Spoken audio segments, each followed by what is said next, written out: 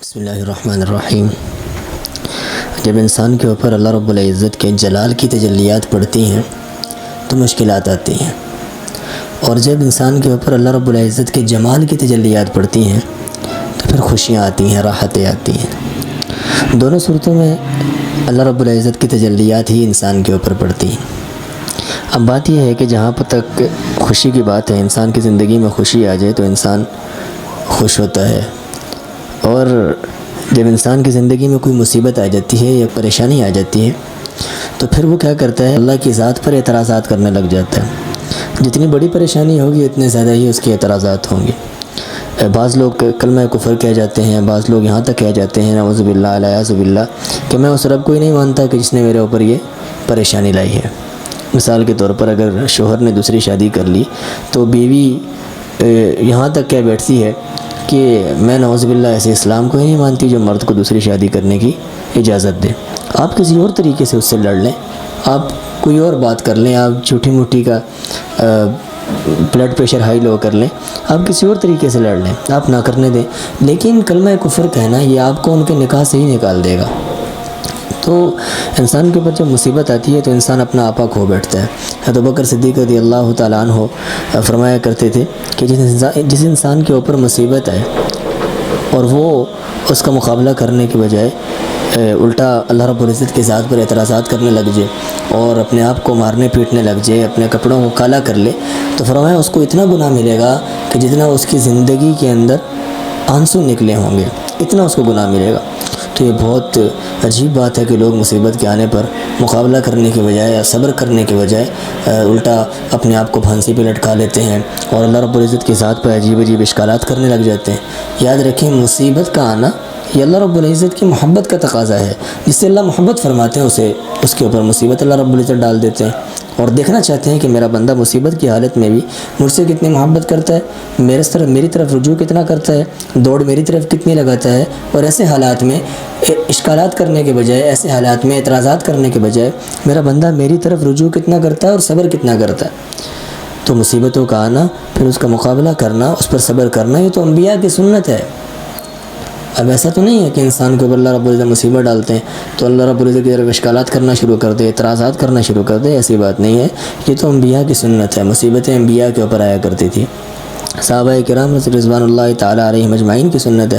وہ جب ان کے اوپر مشکلات آیا کرتی تھی صبر کا مظاہرہ کیا کرتے تھے، اللہ کی ذات پر اعتراضات نہیں کیا کرتے تھے، اسلام پر اعتراضات نہیں کیا کرتے تھے، اپنے اوپر آنے والی مصیبت کی وجہ سے اپنے آپ کو لٹکایا نہیں کرتے تھے، بلکہ صبر کا مظاہرہ کیا کرتے تھے۔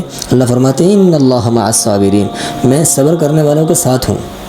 ایک طرف اللہ رب العزت انسان کے اوپر مصیبت ڈال رہے ہیں اور پھر انسان کو کہتے ہیں آپ نے صبر کرنا ہے، میں تمہارے ساتھ ہوں گا۔ کیا مطلب؟ آپ کے اوپر مصیبت ہے، آپ صبر کر جاؤ، اللہ فرماتے ہیں اگلی زندگی میں تمہارے ساتھ ہوں گا۔